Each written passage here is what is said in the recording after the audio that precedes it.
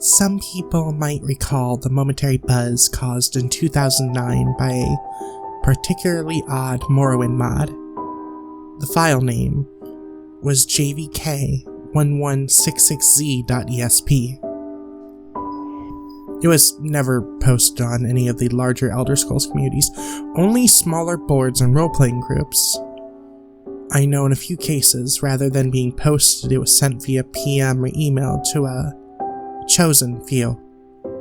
It was only up for a few days, to the best of my knowledge, however. It caused a buzz because it was a virus, or it seemed to be. If you tried to load the game with the mod active, it would hang at the initial load screen for a full hour, and then crash to the desktop. If you let it get that far, your install Morrowind, along with any save files you had, would become completely corrupted. Nobody could figure out what the mod was trying to do, since it couldn't be opened in the construction set. Eventually, warnings were distributed not to use it if you found it, and then things died from there. About a year later, in a mod board I used to frequent, someone popped up with the mod again. He said he was PM'd by a lurker who deleted his account immediately after sending. He also said that the person advised him to try playing the mod through DOSBox. For some reason, this worked. Sort of. The game was a bit laggy, you couldn't get into the options, load game the console, or really anything else, other than the game itself. The quick save and quick load hot buttons worked, but that was it. And the quick save files seemed to just be part of the game file, so you couldn't get at it anymore.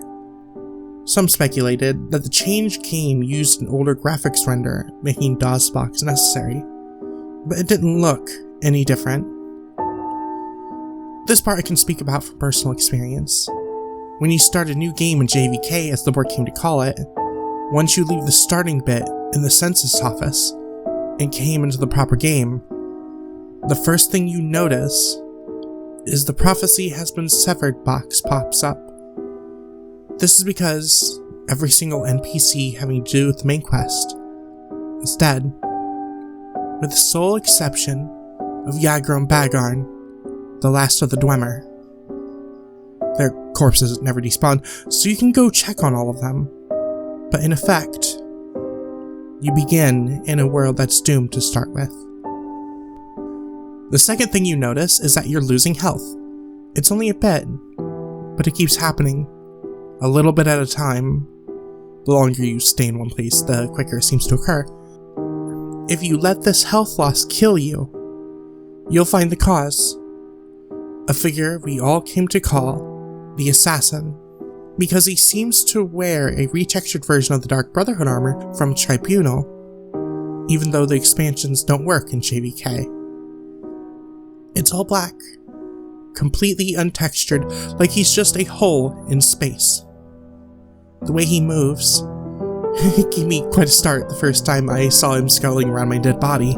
He crawls inhumanly on his hands and feet, his arms and legs splayed out like a spider. You'd usually only see him after death, crawling around and over your dead body just before the reload box pops up.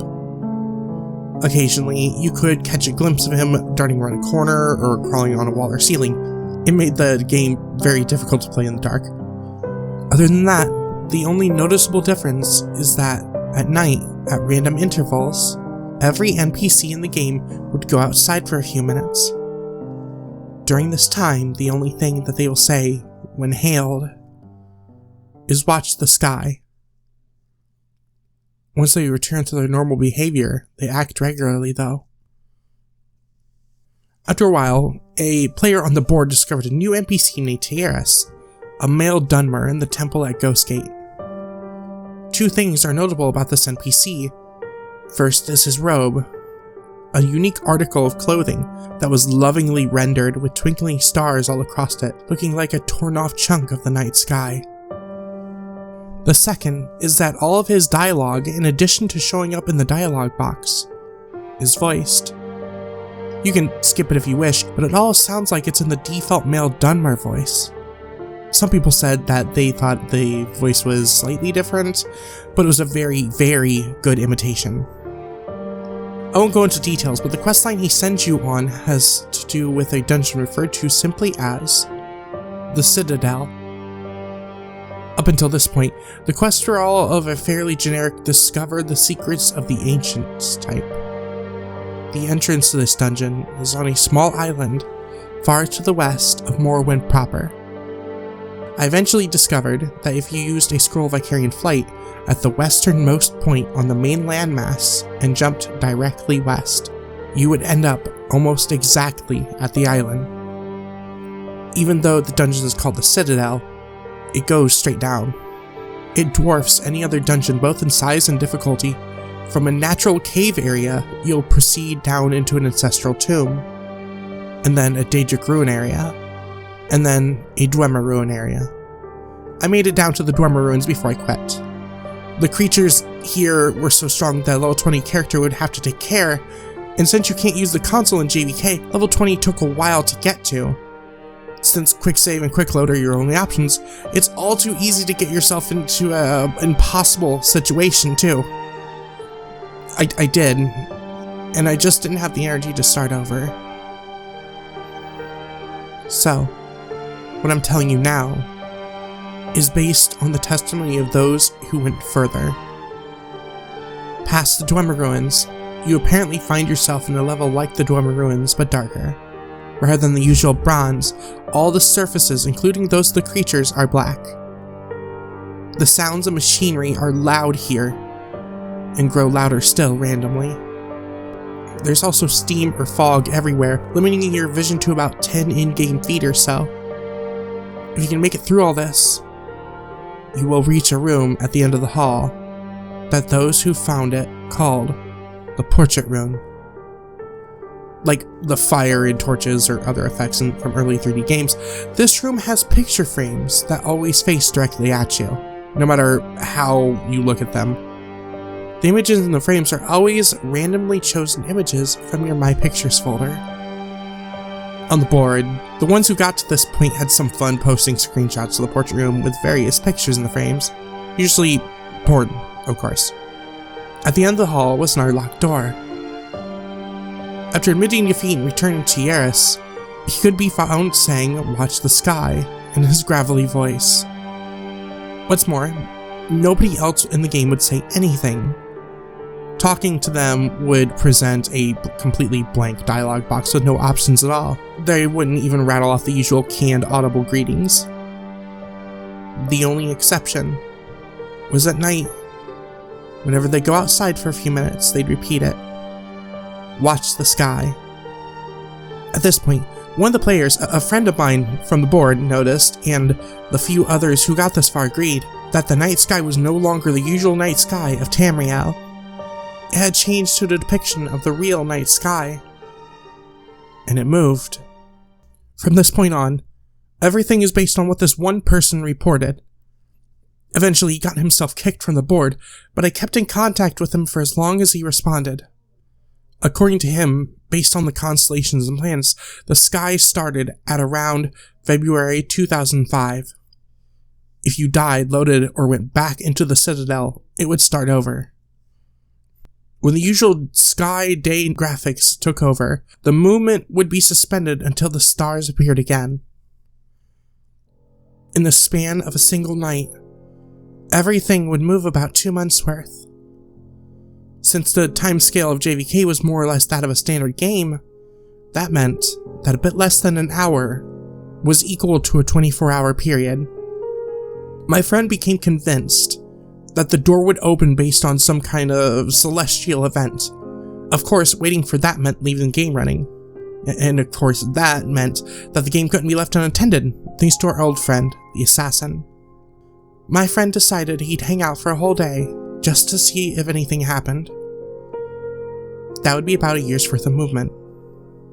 Here's the post he made at the end of the experiment. I loaded in Citadel, where it all starts. It wasn't too bad, just had to check in now and then to move around and heal to make sure that I wasn't dying. But check it out. 24 hours exactly in, the assassin learns a new trick. He screams. I was reading and all of a sudden this crazy loud shriek just about made me crap myself. It was like something out of a horror movie. I look up and there he is, just crouched down right in front of me. Of course, the second I moved my character, he ran off. When I went back to the portrait room, the door was still locked. Damn it, damn it, damn it.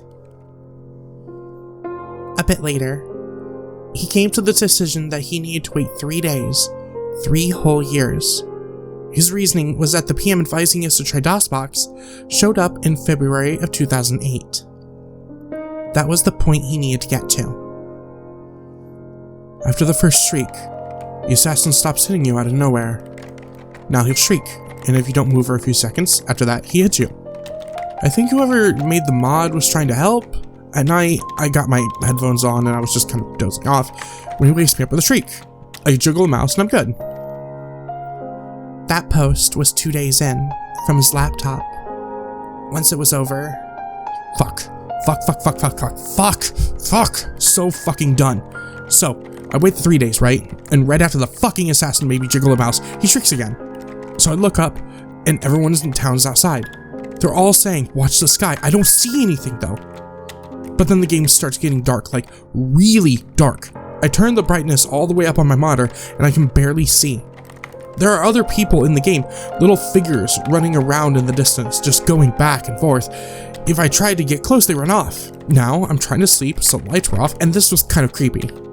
I didn't want to get up to turn my light on, because I didn't want to miss anything, but nothing fucking happens. Eventually, I go back to the Citadel. It's still dark, and I had to swim, and the whole time I could see all these guys swimming all around me, just barely there. I made it to the Citadel and its normal light inside, and I get worried. Sure enough, the portrait door is still fucking closed. I go outside, and it's all starting over. So that's it. I'm fucking going to bed and I'm fucking done. The end. After that, 2 things happened. First, someone else who got to the portrait room claimed that the assassin was showing up in his regular Morrowind game. Quick explanation, if you installed Morrowind to a different folder, you could have a normal Morrowind install along with the JVK. He himself chalked it up to an overacting imagination at first, but he reported a couple of big scares with the black figure crawling right at him, or seeing it just waiting around the corner before scuttling off. Another of those who reached the portrait room started playing a regular Morrowind game, but never saw him for sure. Just a couple of maybes, late at night, and always at a distance. The second is that my friend started getting really abusive and short-tempered on the board, though he stopped talking about the JVK entirely. It got so bad that he was soon kicked off. I didn't hear anything from him for a couple of weeks after that, so I sent him an email. This was part of his reply. I know I shouldn't have, but with classes out, I had some time, so I started JVK up again. It's almost 2011, and I think I got the sleep madness. But stuff is happening. It's still dark. Once it gets dark, it never gets lighter. It stays like that. The people moved a few months ago. Everyone in Citadel just went to that little bandit cave and moved in. They killed the bandits inside, and now they're just standing around inside. They don't say anything anymore, they don't do anything when you click on them. So I quick save and killed one, and he just stood there until he died without fighting back. And it's like that everywhere. You have to walk since the quick travel people are all in the caves now too, but all the cities and towns are deserted. Their people are in caves and tombs. Everyone in JVK is down in the sewers. I'm going to go skate next. I want to see if TES is still there. I'll tell you what he says when I get there. I replied and said I wanted to see what he said too, and waited a day. When I didn't get a reply, I mailed him again, and a couple of hours later he sent back. Sorry, I totally forgot. So it's 2014 now. Since it's always night, the stars are always moving. The whole screen is dark, but you can still see the brightest stars moving around. TES is gone. Everyone in Ghostgate is gone. I don't know where they went. They're not in any of the nearby caves. But there's new stuff. People still don't say anything, but their eyes are bleeding. It's so dark that even with a light spell, you have to get right up against them to see, but there they are. Little dark streaks coming down from their eyes. I think I've got to be getting close. I know this is stupid and there's no way the payoff is going to be worth it, but I just want to say that I stuck it out. I got that during the day. Later that night, I received a follow-up email. Some of the plans aren't moving right. It's pissing me off. If this keeps up, I won't be able to keep track anymore. It's almost 2015 now, I think. Fuck. You know, I just now noticed that there aren't any monsters outside either. I'm completely alone outside. The main quest people's bodies are still lying around, though. I went to check on them. I don't need headphones anymore, so I just leave them off. When he shrieks, it's like he's screaming right into my ear. I think I even kind of anticipate it. He's around a lot more now, a lot closer. He's different from the other people who started showing up, remember? They keep running around where I can barely see them. I have to admit, it's kind of creepy at night. Sometimes, when I go to the bathroom or whatever, I swear I can see something out of the corner of my eye. I'm keeping all the lights on now. I sent him a message jokingly telling him to get some real sleep, and left it at that. 2 mornings later, I found this in my email. It was the last thing I got from him. After that, he stopped responding completely. I just got up from a fucked up dream, I think. The assassin shrieked at me, and when I opened my eyes, he was right there, crouching over me. His arms and legs were longer and more like a spider's. I tried to push him away, but when I touched him, my hands went inside, and I couldn't get them loose again, like he was made of tar or something. When I woke up, I thought he was gone, but when I looked at my monitor, I wasn't where I was. I was in the corpusarium, the Yagram. For once, the light was okay, and I could see him all bloated on those mechanical spider legs. I sat down at the computer, and he started talking to me. Not in a box, but really talking to me, in Tyrus's voice. He knew things about me. He told me things that I'd never told anyone, and some things I totally forgot about. He told me that almost nobody had made it this far, and that the door would open up soon. I just had to hang on a little while longer. He said I'd know when it was time. He said I might be the first one to see what was inside.